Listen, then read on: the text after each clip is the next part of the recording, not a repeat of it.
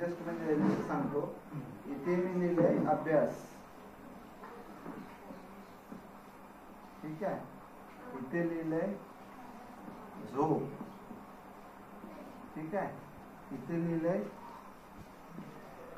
करमणूक आणि इथे लिहिलंय व्यायाम,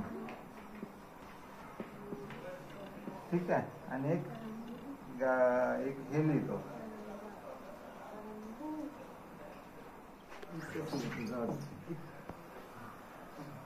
याची रेषा, जेवणाची रेषा इथपर्यंत आहे. झोप, अभ्यास, झोप, करमणूक आणि व्यायाम या जर एखाद्या व्यक्तीने, विद्यार्थ्यांनी, कुणीही जर फॉलो केल्या तर काय होऊ शकतं? जेवण आणि दुसरा कोणता ग्राफ वर आहे? जेवण, नाही, अभ्यास सगळ्यात वरती, जेवण, झोप आणि व्यायाम हे एकाच लेवलला आहे. आणि करमणूक म्हणजे टीव्ही, मोबाईल हे सगळ्यात खाली आहे. ह्या जर आपण गोष्टींची नियोजन केलं तर आपला जो प्लॅनिंग, म्हणजे आपण जर प्लॅनिंग केलं ना तर बऱ्याचशे जे प्रॉब्लेम आपले असतात, म्हणजे जो विद्यार्थी आहे त्याचं शैक्षणिक दृष्ट्या, जो व्यावसायिक आहे त्याचं व्यावसायिक दृष्ट्या, आणि जो कोणी ज्या ज्या क्षेत्रात आहे नोकरी करणारा त्याप्रमाणे, तर त्याची लाईफ एकदम सेट होईल की नाही? होईल ना. आणि प्रत्येक माणूस ह्या 5च गोष्टी मॅनेज करायला शिकतो पूर्ण आयुष्यभर.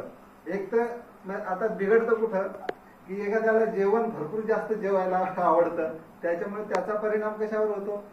एक तर एखाद्याला करमणूक भरपूर करायला, म्हणजे टीव्ही, मोबाईल मध्येच अडून राहायला लागतं, किंवा एखाद्याला झोप भयंकर जास्त पाहिजे. म्हणजे ह्याच्यामधून एखादी जर गोष्ट अति प्रमाणात झाली ना तर त्याचा परिणाम दुसऱ्या गोष्टीवर होतो, बरोबर ना.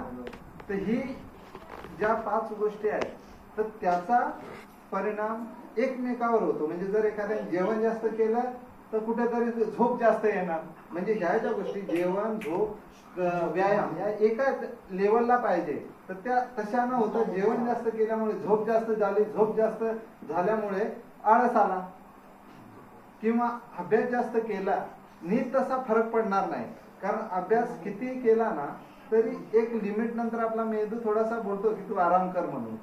पण झोपेला कधीच कोण सांगणार नाही की मला झोप कमी झाली, म्हणजे झोप बस झाली. कारण जेव्हा आपण बेडवर झोपतो ना, जोपर्यंत आपल्याला स्वतःला वाटत नाही ना का मी उठायला पाहिजे, तोपर्यंत या झोपेचं लिमिटच नाही, बरोबर ना. आता सपोज एखाद्या विद्यार्थ्याने, आता ह्याचं मला नियोजन करायचं आहे, ह्या 5 गोष्टीचं नियोजन करायचं आहे, तर माझं जेवणाचा टायमिंग 2 वेळा, अभ्यासाचा सपोज 2 वेळा, आणि शाळेचा टायमिंग एकदा, आणि झोप 2 वेळा, 3 वेळा झाला म्हणजे तिथं त्याने गडबड करतोय. करमणूक 2 ते 3 वेळा, आणि व्यायाम ऍटलिस्ट एकदा, बरोबर ना. कमीत कमी एकदा व्यायाम केला पाहिजे. आता छोट्या मुलांनी काय करायचं, उठाबशा काढायचे, हात असे, जे साध्या साध्या पीटीच्या गोष्टी आहेत त्या केल्या पाहिजे, बरोबर ना. किती जण पीटी करता तुम्ही? उठाबशा काढणं, किंवा अशा छोटी मुलं, बरोबर ना. तर जेवण कधी कधी करतो, सकाळी, दुपारी, रात्री, परत अजून रात्री 4 वेळा ना.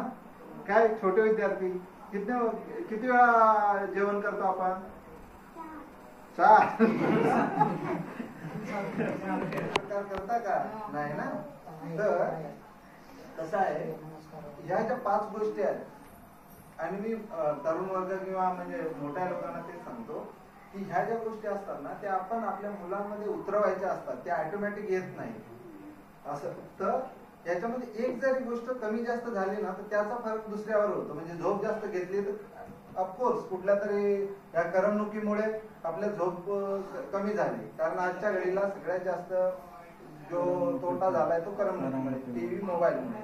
इकडेच एवढा वेळ गेल्यामुळे आहे ना तुम्हाला जास्त अभ्यासावर कॉन्सन्ट्रेट करताना येत नाही, किंवा हे जेवण, झोप आणि व्यायाम, हे व्यायामाला तर वेळ कुणाकडेच भेटत नाही.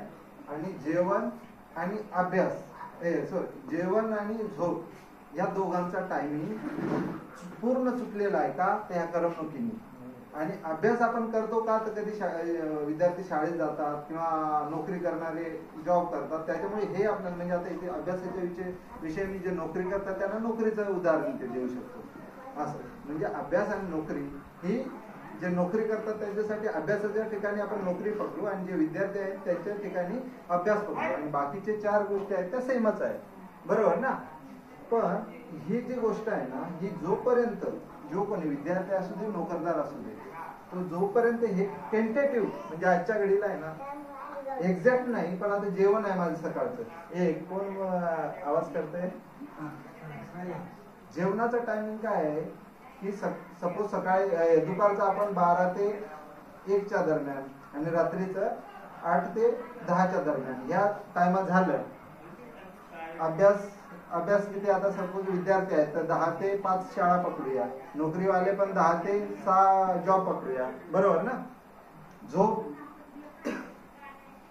काही लोक 6ला उठतात म्हणजे कमीत कमी 5 ते 6 तारीख मिनिमम पाहिजे, 5 ते 6 तास. पण इथे जास्त झोपल्याने पण काही इकडचे तास आपले कमी होतात. टीव्हीची करमणूक नोकरी करणाऱ्याला 2-3 वेळा किंवा विद्यार्थ्यांना पण 2-3 वेळा द्यायला हरकत नाही, अर्धा तास, पण अर्ध्या तासापेक्षा जास्त घेऊ नये. आणि व्यायाम हा सकाळी कमीत कमी 10 ते 15 मिनिटं किंवा योगा आपण बोलतो ते करणं गरजेचं आहे, 10 ते 15 मिनिटं तरी. आता हे सगळं मी केलं तरी पण फरक कुठे पडतो माहितीये, जे मोठमोठाले बिझनेसमॅन होते, मोठमोठाले स्पोर्ट्समॅन होते, त्यांच्याकडे सगळ्यात जास्त हा सपोज मी पूर्ण हा टाइम जर कॅल्क्युलेट केला ना तर माझा सपोज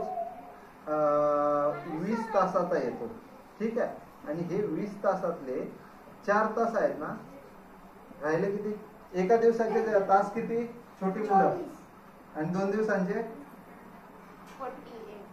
48, बरोबर ना. एका दिवसाचे 24 तास. तर हे सगळ्या गोष्टी केल्यानंतर सपोज 20 तास, हे 20 तास सगळ्यांचे जाणार, सगळ्यांचे 20 तास ह्या गोष्टींसाठी जाणार. आणि हे जे 4 तास आहेत ना ते 2 ठिकाणी जास्त जाणार. हे 2 ठिकाण, हे झोप, करमणूक, इथे ते तास जास्त जातात. झोप कधी पण 5 ते 6 तासात तोच माणूस काढू शकतो ज्याची डिसिप्लिन, म्हणजे ज्याची डिसिप्लिन भरपूर चांगले आहे ना, तो माणूस झोपेवर नियंत्रण काढू शकतो. नाहीतर मी गॅरंटी देऊन सांगतो की हिवाळ्यात किंवा पावसाळ्यात जेव्हा थंड वातावरण असतं ना तेव्हा 5 आणि 6 तास झोपणारे भरपूर कमी, तेव्हा 2-2, 3-3 तास एक्स्ट्रा झोपले जातात. हे उन्हाळ्या पावसाळ्यात मी सांगतो. आणि दुसरं करमणूक, जिथे काय लिमिटच नाही. एखादी आपल्याला सपोज काय आवडलं तर आपण इतके त्याच्यात गुंतलं जातो की 1 तास 2 तास पण होतं आणि जास्त होतं, म्हणजे जास्त होतं. तर हे जे 4 तास आहे ना, हे 4 तास किती फरक करू शकतात. 4 तास कुणाचे लाईफ चेंज करण्यासाठी हे 4 तास आहे.